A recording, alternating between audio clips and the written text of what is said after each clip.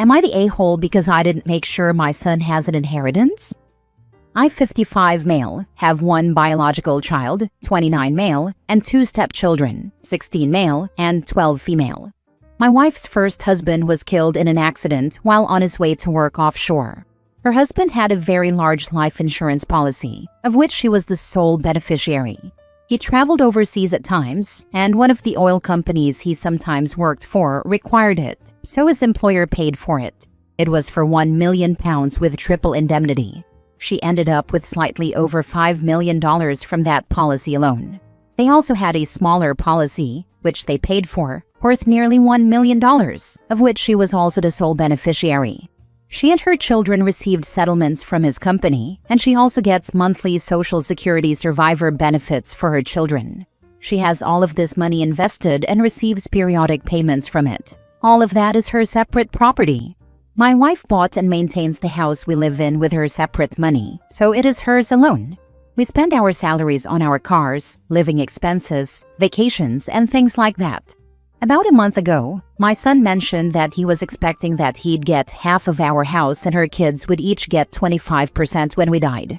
He also thought that I, and therefore he, was entitled to part of her separate property.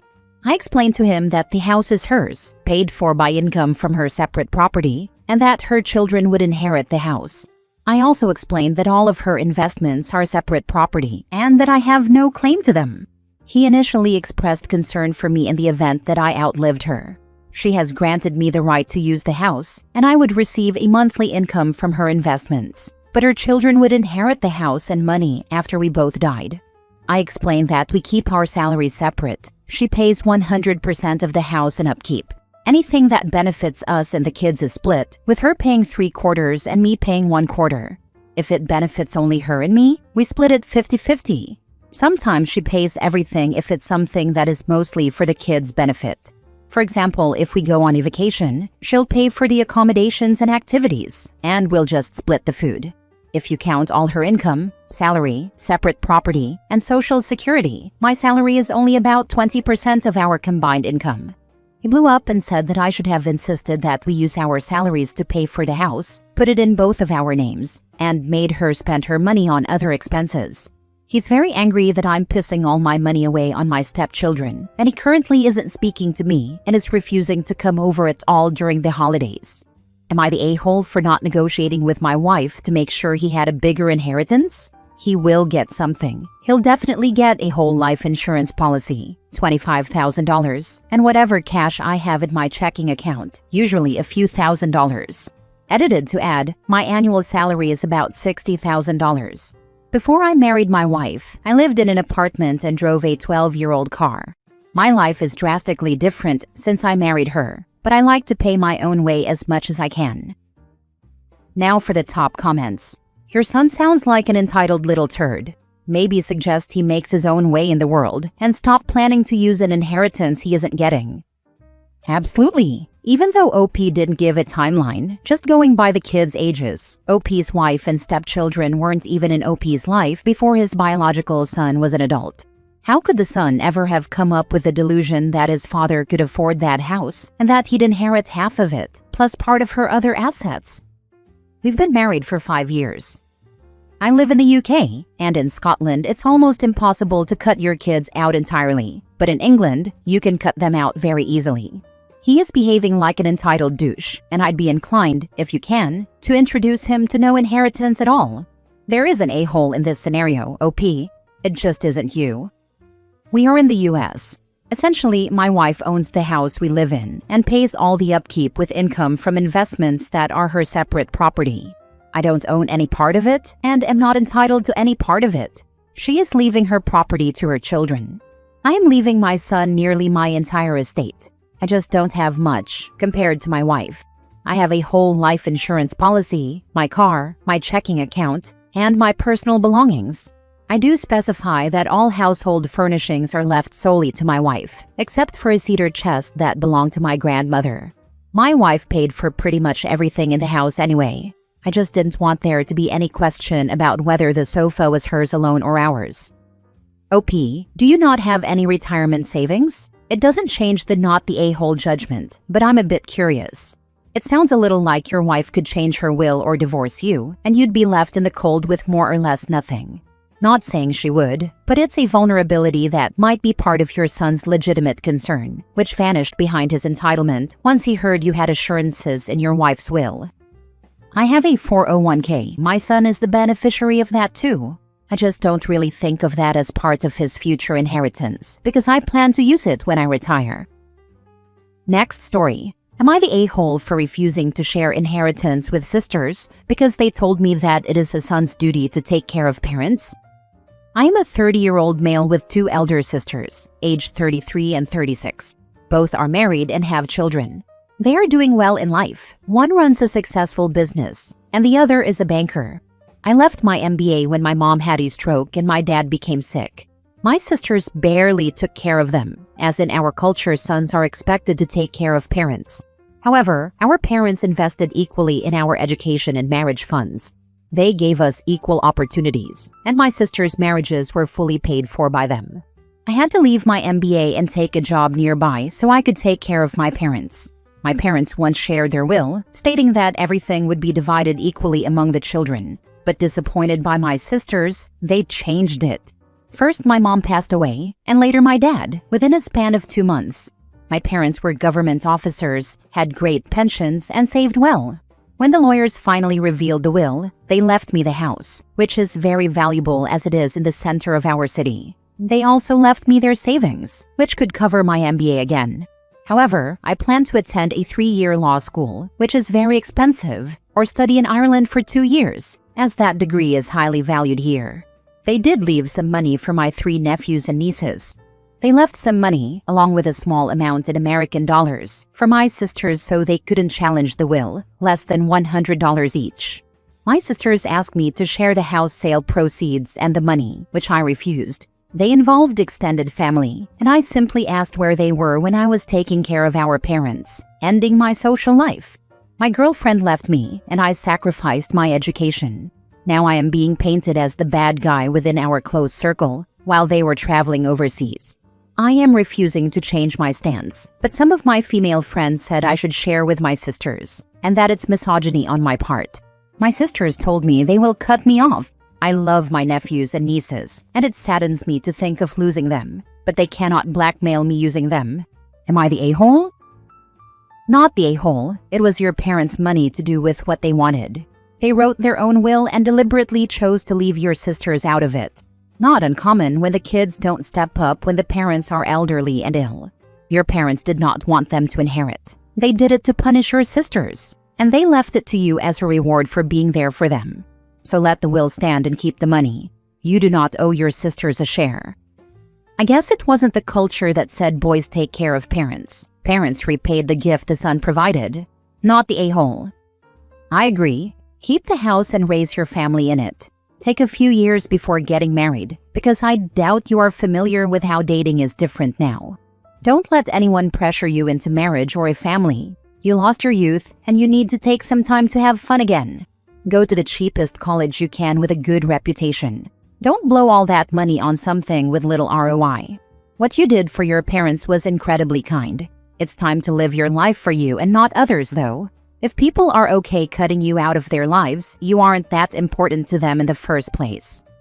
Not the a-hole. The sibling that is willing to take care of the parents should always get the bigger share. You sacrificed and you should be set right. It's only fair. Next story. Am I the a-hole for telling my in-laws that I don't care about the resale value of my house? I, 36 male, have a fully paid off house that I inherited 5 years ago from my uncle. He was actually my father's friend, but I always called him my uncle.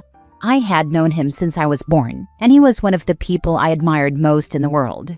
He worked a hard job and lived life on his own terms. I once asked him when I was little why he wasn't married to a nice lady.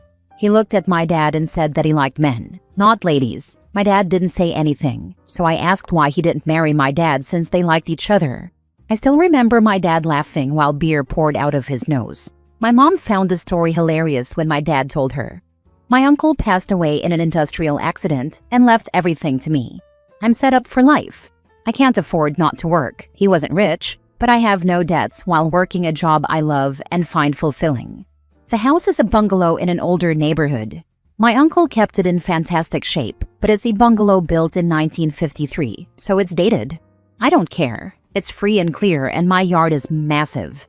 I have a garden that takes up the back corner and is bigger than most of my friends' entire backyards. I also have a heated double-detached garage with a workshop and all the tools I will ever need. In short, I'm covered for my housing needs, and I'm happy. The poop in the punch bowl is my in-laws. Every time they come over, they complain about my house like I'm on a TV show about fixer-uppers. They judge everything. The color of the tub, avocado green. The floors, original narrow hardwood slats. Basically every single thing you see people on renovation shows change, cover, or rip out. By contrast, my wife and I are happy. We can afford to take vacations without going into debt. We don't have a mortgage, so we can afford to replace our cars when the time comes. We are funding our retirement accounts at a decent rate. I'm not trying to humble brag, I am bragging. I miss my uncle very much, but I'm in a great position in life because of him. Another issue is that due to the housing crisis, my city has rezoned all the older neighborhoods for high-density infill. Every single house that sells here is torn down, and they put up duplexes, fourplexes, eightplexes, skinny houses, or gaudy McMansions. I know that if I ever sell, it isn't going to be a starter house for some young family. They won't be able to afford it. I've explained this to my in-laws constantly. They just don't get it. Her brother does real estate and keeps going on about all the upgrades we should do, like how putting in a new kitchen will keep developers from tearing my home down. Her parents take it as a personal failing that we aren't in debt paying for renovations and additions. They all live in a big house with a mortgage that all three of them pay because they needed a big new house. It's beautiful, but their utilities are like $1,600 a month. That's insane. They were over yesterday and got on us again. I told them that their opinions on our living situation didn't matter to me. My wife joined in on my side and told them to drop it because this is our home where we will raise our kids. She is ride or die. They all got huffy and said they just want the best for us. I responded that I would be willing to do whatever renovations they saw fit if they paid for them. No strings attached. Then they backpedaled and said we needed to pay for the things they want in our house. I just laughed and said no. They are upset that we aren't taking their wishes for us into consideration. Am I the a-hole for telling them I don't care about their opinions on our house? Not the a-hole. It sounds as if they should have been shut down long ago. Why are they still being invited over when they can't keep their opinions to themselves? Clearly, they'd be happier only seeing you at their home, where they can brag about how they can't afford to do anything except pay off their debts. Tell them they can come over when they can respect your choices. Otherwise, the door is too old to be opened for them. Putting in a new kitchen will keep developers from tearing my home down. What? No one is going to come tear your house down around you because you have an old kitchen. And if you ever sold it, it's out of your hands anyway. So what the what? Not the a-hole. That was just one example. Like he thinks anyone that can afford a house these days wants a 72-year-old fixer-upper. I know when I sell, this house will be torn down. He's an idiot. Not the a-hole. You are in the right and you know it. My neighborhood is the same way. Good for you and your wife for not going into debt over trivial stuff. I will say, though, to make sure your fuse box is rated for your draw. A lot of older houses aren't ready for all the electrical stuff we use these days. I had a new fuse box put in when I put on my solar. But yeah, that's a good call. Last story. Would I be the a-hole if I faked being sick to skip Christmas Day with most of my family because I didn't ask my stepmom to adopt me after my stepsister asked my dad to adopt her? Yesterday, my stepsister, 9 female, asked my dad to adopt her while everyone was gathered for Christmas Eve. By everyone, I mean me, my dad, my stepsister, my stepmom's family, and my dad's family. My dad was so happy, and my stepsister was ecstatic when my dad said yes. Once that all calmed down, almost everyone was looking at me, 16 female. My stepmom couldn't stop looking at me. It was awkward AF. I had zero plans to ask her to adopt me, and I was freaking out that she might ask to adopt me. It didn't happen, but there were questions being asked, and I was basically encouraged to ask her by my grandparents, some of my aunts, and some of my stepmom's family. By the end of the day, I was so ready for it all to be over. When I wasn't in the room, I could hear people talking about me and telling my stepmom that I'd come around eventually and that I was such a bratty teenager for not realizing what I have in her. It made me want to cause a scene, but I didn't want to make the bratty teenager comment valid. But I was never going to ask my stepmom to adopt me. It would never be something I want. I don't see her as my new second or extra mom, or my mom at all. I don't love her. I'm not that close to her. She never became my parent in my heart or my head. The only reason I call her my stepmom is out of respect, and because I love my dad and he loves her, and he wants us to be a family. My dad and stepmom know how I feel. It was talked about one-on-one and in therapy. My stepsister is different because she was so young and doesn't remember her biological dad. But I knew my mom, had a relationship with her, and had her in my life until I was 9. And I've said it before, nobody new will come in and take on the motherly role in my life. I just know the adoption stuff isn't over though. I know it'll be talked about again today, and I know everyone is going to be watching me and willing me to ask her. I want no part of that, so I'm considering faking sick so I can stay home. My dad will be upset because I figure he might see through me, but I don't think anyone else will. Would I be the a-hole if I do that? Take a mental health day. Tell them you are not feeling good. This is how I survived my childhood. I am still known as the kid that was sick every holiday. No people, I'm just avoiding all the drama. I think your stepsister was put up to asking your dad about adoption by your stepmom. I can't imagine a 9-year-old coming up with that concept on her own and expecting as a result that you would ask for the same. Not the a-hole. Have a talk with your dad this morning. Tell him how you feel. And don't lie or fake sickness. He should be willing and able to shut down any pressure thrown your way by your relatives. She wasn't put up to it. She's talked about wanting to be adopted for a while because one of her friends was, and she hates that my dad isn't her real dad. She calls him dad and always told people he was her dad. But in school, some kids told her he couldn't be her real dad unless he adopted her. Okay. That doesn't change your feelings, though. Have that talk with your dad and proceed from there. Explain the reasons about not wanting an adoption. I'll bet he understands. He already knows my reasons. It hasn't really changed anything. Him and my stepmom have known for years, but I know he won't shut it down or help me. He doesn't push me, but he doesn't help either.